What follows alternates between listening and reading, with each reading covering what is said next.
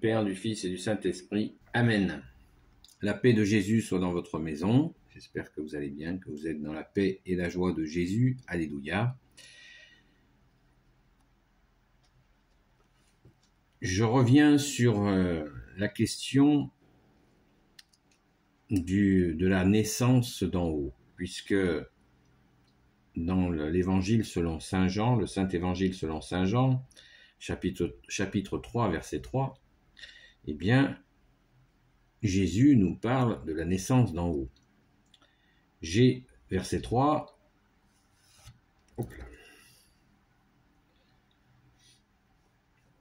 Jésus lui fit cette déclaration, en vérité, je te le dis, celui qui n'est pas d'en haut, n'est pas né d'en haut, ne peut pas voir le royaume de Dieu. Celui qui n'est pas né d'en haut ne peut pas voir le royaume de Dieu.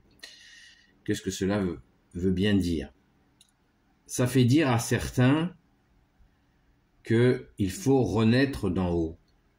Si tu n'es pas né d'en haut, eh bien, né de nouveau, eh bien, tu ne peux pas voir le royaume de Dieu, puisque c'est écrit dans la Bible. Alors, c'est très intéressant. Bon, je ne reviens pas sur la question du baptême, le fameux baptême de l'Esprit Saint qui n'existe pas, mais qu'est-ce que Jésus veut nous dire? Alors, je ne prétends pas être enseignant, ni théologien, je ne prétends pas non plus être exégète, je cherche à comprendre ce que Jésus, tu veux bien nous dire par cette naissance d'en haut. Alors pour cette naissance d'en haut ait lieu, eh bien, il s'agit d'être baptisé. Nous l'avons vu avec la vidéo précédente sur le Saint Baptême catholique où nous recevons l'Esprit Saint, que Jésus nous dispense. Et que veut dire Jésus dans ce verset 3? Encore une fois, je n'ai pas la prétention en faisant du mot à mot, de comprendre exactement la parole. Ça va bien plus loin que la compréhension des mots. Ce serait trop facile. Et ce serait aussi dangereux, parce que si c'est mot à mot, ça veut dire que la parole de Dieu serait un règlement qu'on suivrait à la lettre. Et il y aurait quelque chose là de forme arbitraire, qui serait absolument insupportable. Alors que on sait que la parole de Dieu, Dieu est amour, Dieu est esprit, c'est Jésus qui nous l'a dit, et ce n'est pas une dictature, ce n'est pas une tyrannie, c'est une parole d'amour, de justice, de miséricorde que tu as, qui sort de ta bouche, ô Jésus, et celui qui n'est pas né d'en haut ne peut pas voir le royaume de Dieu. Celui qui n'est pas né d'en haut, qu'est-ce que ça veut bien vouloir dire de naître d'en haut? Puisque certains s'en gargarisent. Ah, mais tu n'es pas né d'en haut. Est-ce que tu veux naître d'en haut? C'est très intéressant de ne pas et il faut surtout pas se laisser piéger par cette notion quand elle est véhiculée par des hommes pour faire levier, et notamment pour attirer les gens vers une illusion comme le fameux baptême de l'Esprit Saint qui n'existe pas. Alors, on peut réfléchir tranquillement avec notre cœur sur ce que signifie naître d'en haut. Nous avons considéré, je viens de le dire, que le baptême est impératif. Le saint baptême catholique est impératif. Mais que pour naître d'en haut, eh bien, il faut accueillir celui qui est en haut et qui est aussi venu, c'est-à-dire Jésus, le Christ Jésus.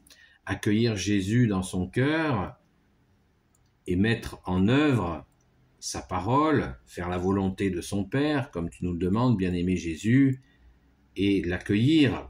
Et Jésus nous dit, encore dans la Sainte Écriture, si vous faites ce que je vous dis, si vous faites la volonté de mon Père, avec mon Père, nous viendrons et nous ferons notre demeure en vous. Vivre, il nous est permis, il nous est possible de vivre avec Jésus dans notre cœur. Mais cela demande une volonté, un travail sur soi,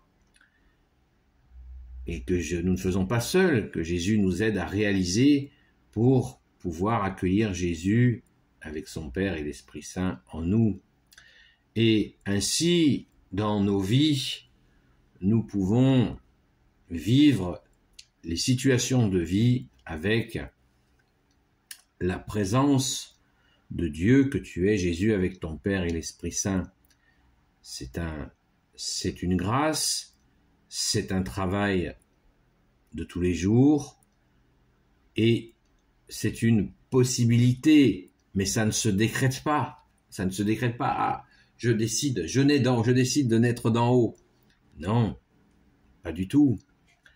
On ne décide pas. On fait ce que Jésus nous demande de faire. On l'accueille parce que nous voulons vivre en cœur à cœur avec lui et vivre les situations de vie à travers lui, dans sa présence. Il est là, il est Dieu qui s'est fait homme et il demeure avec nous. Il est au milieu de nous. Rappelons-nous cette parole de toi, Jésus, qui nous dit, si vous êtes 2 ou 3 en mon nom, je suis au milieu de vous. Mais il va au-delà, Jésus, de cette présence, car il nous permet d'être accueillis par nous. Nous avons l'habitude de dire que nous avons un siège qui lui est réservé dans notre cœur, notre âme, et il a toute sa place parmi nous, en nous.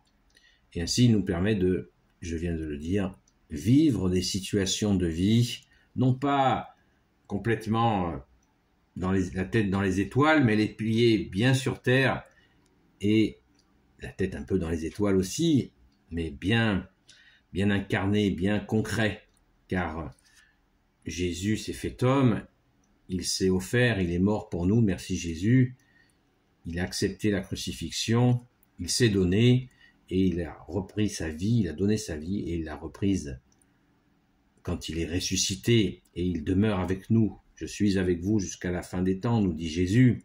Il est présent dans son église, au tabernacle, dans l'hostie, quand nous allons à la communion, à la Sainte Messe le dimanche. Nous mangeons son corps et son sang, comme il nous a demandé de le faire. Et ainsi, il demeure en nous.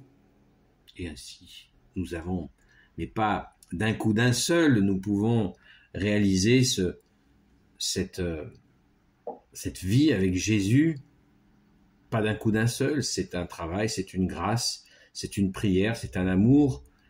Nous apprenons à l'aimer, nous avons une sainte patronne, Sainte Marie-Madeleine, à qui nous demandons tous les jours de nous apprendre à aimer Jésus. Mais l'aimer, c'est l'accueillir, le connaître, parce que aimer quelqu'un qu'on ne connaît pas, c'est pas facile. Donc on apprend à te connaître, bien aimer Jésus, à t'aimer, et ainsi, c'est une façon d'être d'en haut, dans ta présence, bien-aimé Jésus. Mais c'est un travail, ça ne se décrète pas. C'est une disposition qui est possible à ceux qui le souhaitent, selon ta volonté, bien-aimé Jésus, et qui nous permet cette grâce d'être avec toi, bien-aimé Jésus. Donc, parce qu'il nous a aimé le premier, et nous l'aimons en retour, c'est naturel. Nous sommes ce lépreux qui est revenu, qui a été guéri par Jésus. Il y avait 10 lépreux, Jésus guérit 10 lépreux, et ils partent tous. Et il y en a un seul qui revient sur ses pas, et il se jette aux pieds de Jésus pour le remercier de l'avoir guéri. Nous pouvons être celui-là. Car Jésus lui dit, mais où sont les autres qui ne me remercient pas? Et le lépreux, il y a un lépreux sur 10 qui vient, qui le remercie, waouh, merci de m'avoir guéri. Alléluia, merci Jésus. Merci à Jésus, bien-aimé, de vous bénir. À très vite.